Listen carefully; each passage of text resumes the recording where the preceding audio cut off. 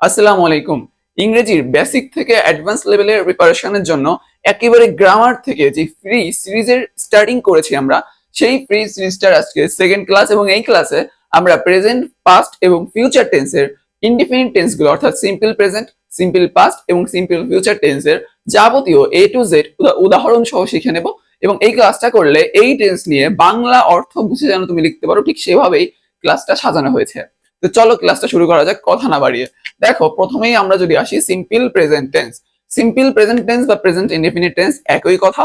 তো সেখানে আমরা দেখি বাংলাটা আসলে কি, কখন আমরা সিম্পল প্রেজেন্ট টেন্সটা ব্যবহার করব। দেখো, সেই ধারণা যদি আমরা নিতে চাই তাহলে দেখতে পারবো চিরন্তন সত্য, কোন চিরন্তন সত্য বা স্বভাবগত কাজ, এর ক্ষেত্রেই আমরা শুধুমাত্র ব্যবহার করব সিম্পল প্রেজেন্ট টেন্স। এখন চিরন্তন সত্য মানে কোনগুলো সেগুলো আমরা জানি, যে ম্যান ইজ মর্টাল, মানুষ মাত্রই মরণশীল। এই যে এখানে একটা উদাহরণ আমি দিয়েছি, ম্যান ইজ মর্টাল, মানুষ তো মরবেই, এটা চিরন্তন সত্য। দি সান রেজেস ইন দি ইস্ট, সূর্য পূর্ব দিকে ওঠে, এইটা চিরন্তন সত্য। তো এইগুলা যদি হয় তাহলে তুমি বসাবা একেবারে সিম্পল প্রেজেন্ট টেন্সের স্ট্রাকচার আকারে। স্ট্রাকচারটা কি? স্ট্রাকচারটা হলো সাবজেক্ট, ভার্বের এক নম্বর ফর্ম এবং অবজেক্ট অবলিক এক্সটেনশন। এখন এখানে একটা ব্যাপার আছে, স্বভাবগত কাজগুলো আসলে কি, যেই কাজ আমরা প্রতিনিয়তই করি। যেমন আমরা প্রতিনিয়ত ভাত খাই, আই ইট রাইস, আমি প্রতিনিয়ত ভাত খাই, এই কথা বলতে পারি আই ইট রাইস, আমি ভাত খাই। আই গো টু স্লিপ, আমি ঘুমাতে যাই। এই যে প্রতিনিয়ত আমরা যে কাজগুলো করে থাকি এইগুলোকে বলা হয় স্বভাবগত কাজ। তো এই যে এই স্বভাবগত কাজের একটা উদাহরণ আমি দিয়েছি, আই গো টু স্কুল, আমি যখন স্কুলে পড়তাম তখন এই প্রতিনিয়ত স্কুলে যেতাম। যে যা স্কুলে পড়ে তারা যায়, যারা কলেজে পড়ে, যারা ভার্সিটিতে পড়ে তারা যায়। তো সিম্পল ভাবে বলতে পারি I go to school, I go to college, I go to varsity.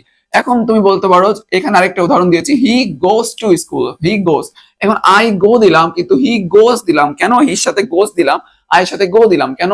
এই হির পরে এস বাই এস যুক্ত করলাম ভার্বের সাথে। তার জন্য তোমাকে এইটা দেখতে হবে, যদি সিম্পল প্রেজেন্ট টেন্সে থার্ড পারসন সিঙ্গুলার নাম্বার হয়। থার্ড পারসন কোনগুলো ভাইয়া? হি, শি, ইট বা যে কোনো অন্য নাম, মানে আমি তুমি বাদে যে কোনো অন্য কোনো নাম, যেমন রাকিব, সাকিব, যা কিছু হতে পারে, এক্স ওয়াই জেড। তো হি, শি, ইট এগুলো প্লাস যে কোনো অন্য নাম, এইটা যদি থাকে তাহলে সেটাকে বলা হয় থার্ড পারসন সিঙ্গুলার নাম্বার। একজনকে যদি বলা হয় তখন।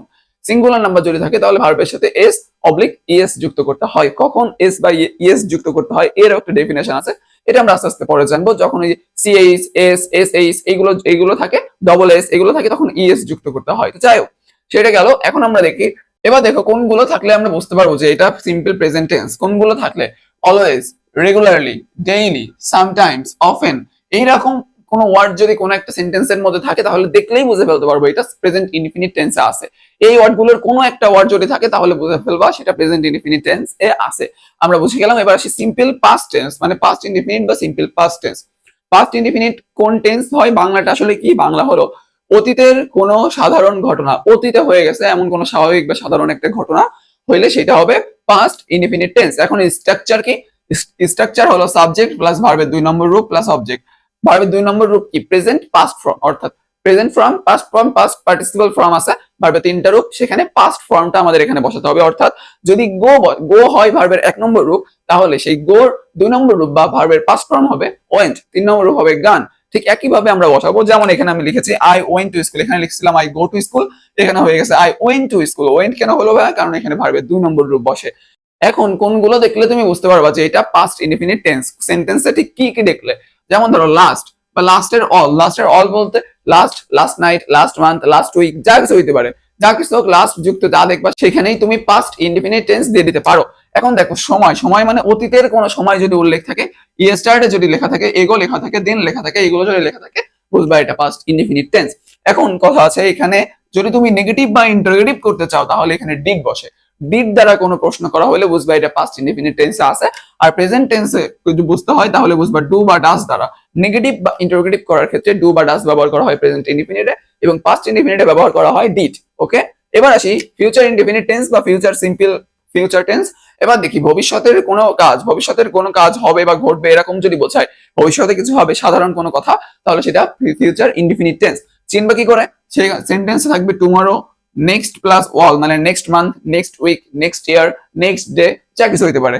বা এই যে সুন বা টু নাইট বা লেটার, এইগুলো যদি থাকে তাহলে বুঝবা এটা ফিউচার ইনডিফিনিট টেন্সে আছে। এখন দেখো স্ট্রাকচার কি? Subject plus shall oblique will plus ভার্বের এক নম্বর ফর্ম প্লাস অবজেক্ট। এখন ভার্বের এক নম্বর ফর্ম তো এখানেও ছিল, কিন্তু পার্থক্যটা কোথায়? পার্থক্য হলো শ্যাল এবং উইল। ফিউচারে পার্থক্যটা এখানেই করে দেয়, শ্যাল এবং উইল। এখানে তুমি শুধুমাত্র উইল তুমি সব জায়গায় ব্যবহার করতে পারবা, তবে যদি কোনো কিছু এমন হয় যে কোনো কিছু বেশি জোর দিয়ে বলতেছো, উইল ব্যবহার করা খুবই ভালো।